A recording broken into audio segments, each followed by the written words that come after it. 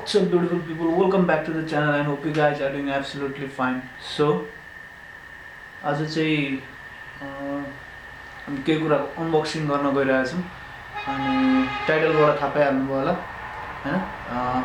मैले चाहिँ एउटा नयाँ ल्यापटप किनेको छु अनि यो पछाडिको बक्स जुन छ त्यसमा चाहिँ ल्यापटप छ हैन, अनि अरु केही सामानहरु पनि छ। सो यसलाई चाहिँ पालै पालो हामी अनबक्स गर्नेछौँ। Let's get started. सो अब चाहिँ पालै पालो अनबक्सिङ गरौँ हैन। अनि फर्स्टमा चाहिँ I got this with laptop, mouse पाएको छ एउटा गिफ्ट। अनि यो चाहिँ ओ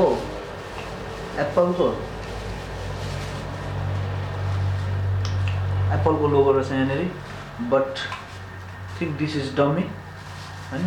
यो एप्पलको स्टिकर मात्रै हो, यो एप्पलको चाहिँ होइन। यो त्यही भएर गिफ्टमा आएको उपहार। यसलाई त राखौँ। Next I have laptop bag, laptop bag national computers Damak Jhapa. नेसनलको मैले कहाँबाट कम्प्युटर किनेको भन्दाखेरि चाहिँ नेसनलबाट किनेको, दमकमा छ हैन। ठ्याक्कै दमकको आकाशी पुलदेखि अगाडिपट्टि छ। नम्बर डिस्क्रिप्सनमा पनि म छोडिदिन्छु बिलमा हेरेर, सो त्यहाँबाट कन्ट्याक्ट पनि गर्नु होला। अनि राम्रो छ हैन। अब सबै कुराको उयो छ कि अब दाइहरुमा आफ्नै हो, आफ्नै जस्तो हो हैन। अनि अब राम्रो गर्नुहुन्छ, प्रोडक्टहरु राम्रो छ। अनि अब यो ब्यागमा चाहिँ अब तीनटा चेन रहेछ। फर्स्ट एउटा यहाँ छ, यहाँ चाहिँ यो हार्ड ड्राइभहरु के राख्नको लागि सानो। अनि यहाँ टपमा एउटा पकेट छ सानो, पर्सहरु राख्नको लागि, फोनहरु राख्नको लागि। अनि त्यस पछाडि यहाँ चाहिँ मेन भनेको यसको ल्यापटप राख्ने इनसाइड यहाँ र यहाँ छ एउटा हैन। क्वालिटी चाहिँ ठिकै लाग्यो मलाई, त्यस्तो राम्रो पनि होइन हैन, त्यस्तो नराम्रो पनि होइन, ठिकै हो। ल्यापटपको लागि ठिकै हुन्छ। सो यसलाई पनि साइडमा राखौँ। अनि फाइनली यो चाहिँ हाम्रो ल्यापटप। अनि अब यसलाई अनबक्स गरौँ हैन। फर्स्टमा मेरो वर्ल्ड फेमस कटर निकाल्छु, कहाँ छ।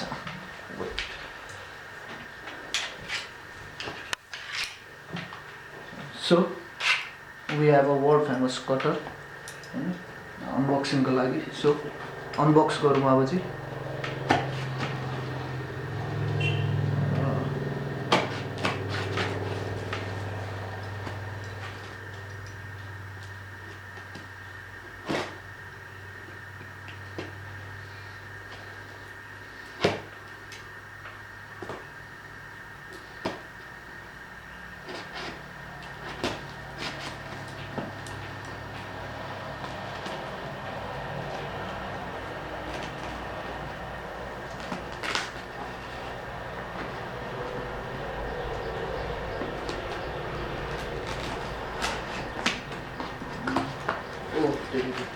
अझै एउटा बक्सा पो रहेछ यहाँभित्र त।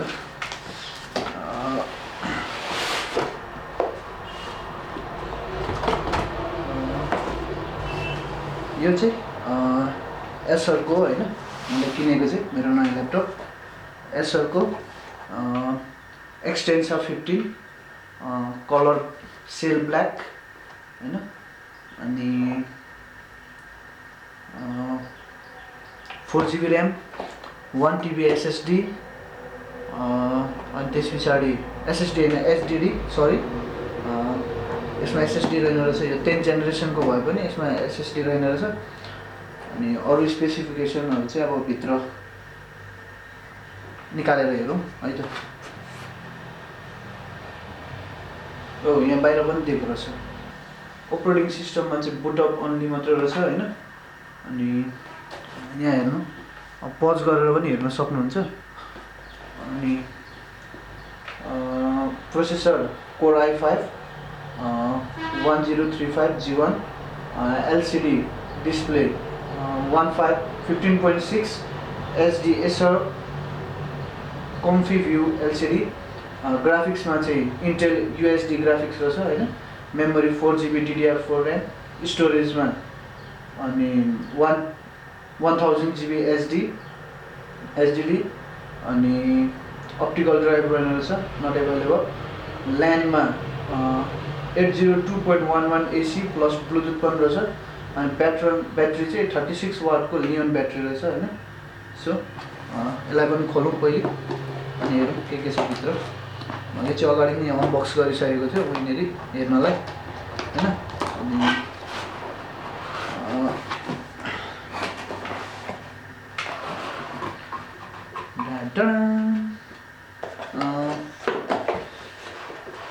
यसलाई चाहिँ यता राखौँ first.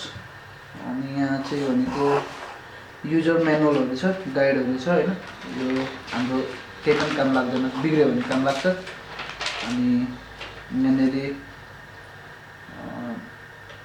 Without any warranty third party सफ्टवेयरहरू यताउता भनेर रहेछ, काम लाग्दैन। यो पनि अब यो कम्प्युटरको यो उहरू ल्याङ्ग्वेजमा दिएको रहेछ, ल्याङ्ग्वेजको लागि यो पनि काम लाग्दैन। अनि यो चाहिँ के हो,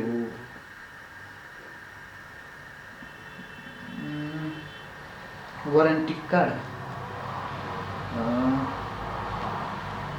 अहिले यसलाई हेरेर काम छैन यसको। सो यसलाई चाहिँ अरूतिरै अरू बेला हेरौँला। यो इन्फर्मेसन यति। अनि यहाँ चाहिँ यो एडाप्टर छ होइन।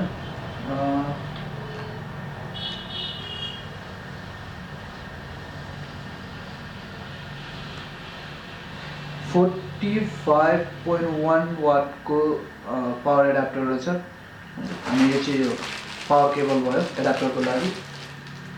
अनि सो यो चाहिँ हाम्रो ल्यापटप हो होइन।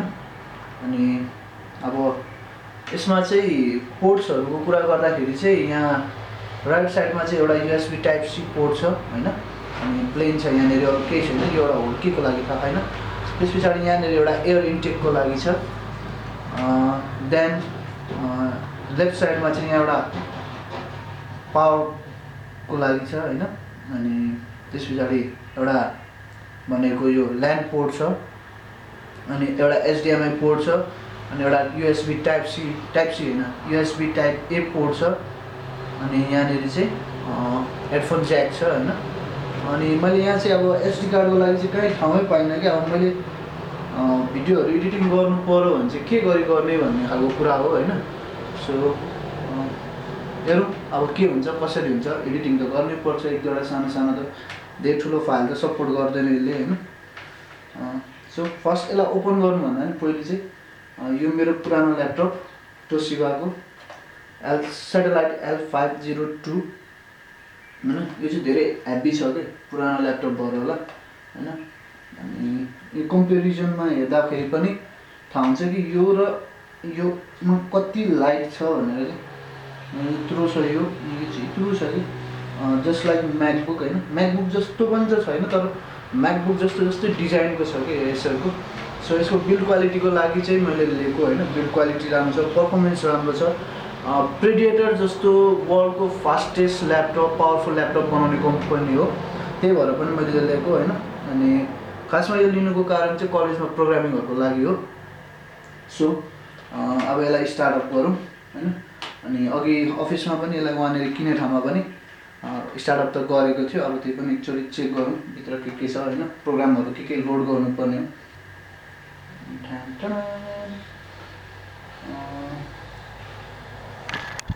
So you can see here होइन। यो चाहिँ नयाँ ल्यापटप।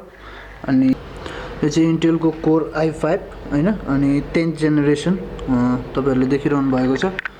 सो यो चाहिँ अब फुल फ्रेम किबोर्ड हो होइन। अनि यहाँ साइडमा चाहिँ स्पिकर ग्रिल दिएकै रहेन रहेछ यहाँनिर, स्पिकर ग्रिल दिएको रहेन रहेछ, केही छैन। अनि यहाँनिर चाहिँ अब पावरको लागि छ, अब देख्नु भएको छ कि छैन, यहाँनिर दुईवटा पावरको छ होइन। अनि यहाँनिर एसरको ब्रान्डिङ छ यहाँ हैन। यहाँ एसरको ब्रान्डिङ छ। यहाँ HDMI port support, HDMI support गर्छ भनेर लेखेको छ। सो फर्स्ट अफ अल अब टर्न अन गरौँ कम्प्युटर हैन। लाइट बल्यो। सो एसर पुरै गेमिङ जस्तो देखाइदिन्छ कि यो यसको यो डिस्प्लेमा यो लेखेको चाहिँ हैन। सो यो चाहिँ एकदम मन पर्छ हैन। Computer was बुटिङ। सो यो चाहिँ विन्डोजको यो थिम हो हैन। अगाडि डेस्कटप थिम हो। अनि अब चाहिँ यो कम्प्युटरमा अब के प्रोग्रामहरू लोड छ छैन हैन त्यो सबै हेर्ने। एन्ड फाइनली अब हाम्रो ल्यापटप चाहिँ आएको छ। अनि अब यसलाई सेटअप गर्ने अरू के छ काम सबै गर्ने। अनि अब यसलाई चलाउँदै जाने। अनि एक हप्ता पछाडि चाहिँ म फेरि अब यसलाई चलाएर के छ पर्फर्मेन्स कस्तो छ हैन, एक हप्तामा कस्तो पर्फर्मेन्स दिन्छ, हिटिङ कतिको हुन्छ भन्ने कुरा चाहिँ अब त्यो पछि म चलाउँदै गए पछाडि नेक्स्ट भिडियोहरूमा म भन्दै जान्छु हैन। So till then keep loving, keep supporting हैन। अनि भिडियोलाई यहाँसम्म हेरिदिनु भने भिडियो लाइक गरिदिनु होला। अनि सपोर्ट गरिदिँदै जानु होला हैन। अनि अब च्यानललाई सब्स्क्राइब गर्नुभएको छैन च्यानललाई सब्स्क्राइब पनि गर्नु होला। And by by.